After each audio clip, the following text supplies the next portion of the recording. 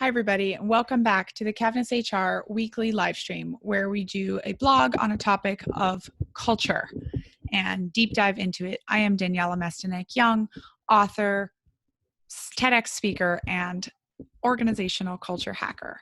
Today is, of course, New Year's Eve. And so we have all been thinking a lot about what is coming, not only in the new year, but in the new decade. And if you haven't been thinking about it, you should definitely start.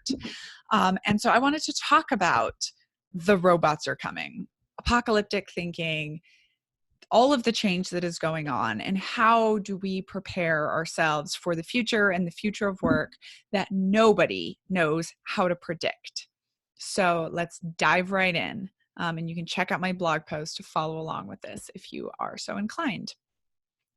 So basically, throughout recorded history, and more than likely going back way further, prophets have predicted the end of the world. And they've generally been seen as either lunatics or God's messengers, sometimes cultural, social visionaries, but almost always the average person is at a loss on how to respond.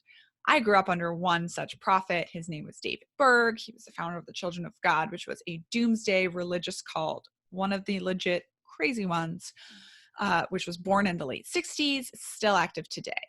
And in my case, of course, my situation was pretty extreme. We were, actively practicing battle drills for when the Antichrist showed up, and we didn't go to school because we all expected to be martyred for God before the age of 25.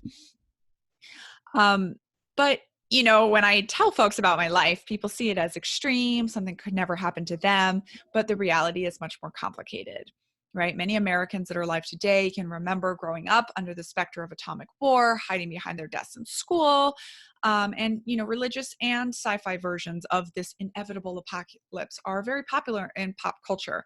This could be seen in the success of the Left Behind series with the religious rapture, or the blockbuster hit The Day After Tomorrow. And it hasn't changed that much. Here we are on the verge of a new decade. Kids are coming of age with school shooter drills, hiding under desks, and Greta Thunberg, who I love, is Time Magazine's Person of the Year. Right now, at the end of 2019, we know that there is something to the hype in some ways. There's plenty of proof that the robots are coming. In fact, they are here, and nobody knows what the future of work is going to look like in 2030, much less a century from now. There's this amazing book that I just got done reading called Homo Deus, which is the follow-on to Sapiens, if you've heard of it or heard me talk about it, which was the history of how humans became powerful. This book subtitle is called The History of the Future. And it's this incredibly smart Israeli PhD going through like potential outcomes for the future. And he shares this research study that was done in Oxford in 2013 that predicted 2 decades, so by 2033, which jobs were going to go completely automated. And it's like 99% that human telemarketers will be replaced, insurance underwriters, but it goes all the way through sports referees, 96% there'll be no more chefs, lawyers, doctors, like so many of these things that we think that can't be replaced will most likely be replaced.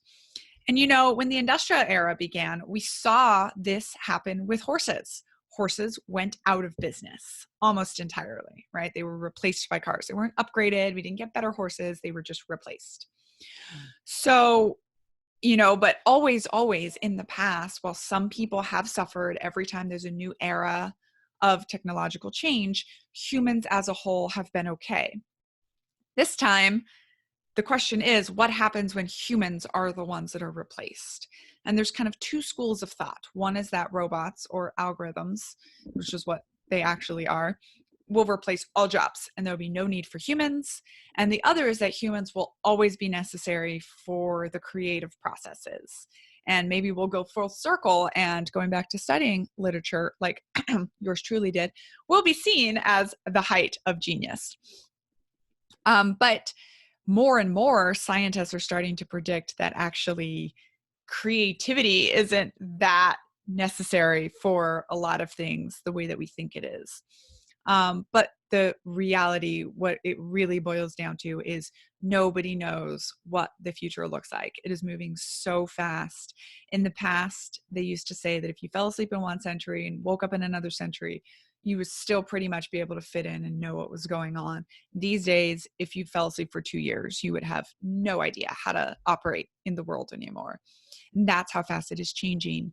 And, the thing that these apocalyptic predictions have in common, whether it is a religious prophet or whether it is someone in the workplace saying, well, robots are going to replace all of our jobs, is it almost gives us this kind of easy ostrich in the sand ability to just put our heads down and be like, well, if the world's going to end, then we don't have to prepare for it. Which, of course, as I saw in my life, and as many of us have probably seen in different situations, can happen and can have very bad outcomes. And so, as usual, I did a little research, went to the experts to see what are the recommendations for how you can prepare yourself or your employees or your team or your family for the future of work and what is coming. And the first is constantly foster learning and creativity. You can do this at home. You can do this at work. It used to be that life was split into learning and then work. And that is no longer the case. You have to constantly do both. You have to constantly be reading, be upgrading what you know, be taking online courses. And the good thing is scientists have discovered that this is a great way to keep your brain active anyways. So, check out Duolingo, go learn another language. There's an app for it. All learning doesn't have to look like learning, but just be creative. Step number 2 is accept that the old success ladder goes in all directions now. And so be open and be willing to taking on non-traditional roles. It's interesting to me that even the US military, which of course I have a background in, is starting to think about releasing people to do sabbaticals and do different kinds of things. And I just challenge you, if the largest organization on earth can do it, you can do it too. Step number 3, develop your cultural intelligence. The world is getting so much smaller and so much more connected every day. And it's just going to be more and more important in the future to be able to get outside of your box and think broadly. And even though we don't know what the future is going to look like and what the exact changes are going to look like, it doesn't matter, because go find a friend from the opposite side of the world that has a culture you don't understand and learn how to start thinking differently. It's so easy and it's so fun. Number 4 is learn to use technology. Just get over it. I tried to hide in my hidey hole for so long and say that I am just not good at tech, and it just doesn't work. It is here. It is here to stay. As you know, if you follow me, I am now trying to learn how to create my own podcast, which will launch next year. Have to get on board with the new tech. And then finally, number 5 is learn to see this whole back in the good old days idea as a warning sign. No matter who we are, we're all tempted to see ourselves as the protagonists of our story, which means that we see anyone that came before us as outdated, anyone that comes after us as upstarts. But it is becoming more and more clear, like we can't unring the technology bell. The best we can do is try to understand what the next generations are doing, what is coming up behind. We're not going back. And generally this idea of the good old days is always a myth in the first place. So just, final tip, don't alienate your future generations coming into your companies and your workplace.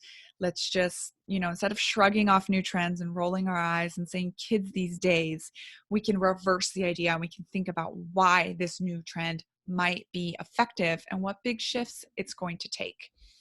Because one thing is for sure, the robots aren't coming, they are here. So what are you going to do about it? What is your business going to do about it? Thank you so much for listening and hanging out with me today. This has been our live stream on The Robots Are Coming on New Year's Eve. I am Daniella Mestenek-Young, author, TEDx speaker, and co-founder at Cavness HR, where we bring new HR to small businesses to help you best utilize your human resources. Thank you. Happy New Year's, and see you in the Roaring 20s.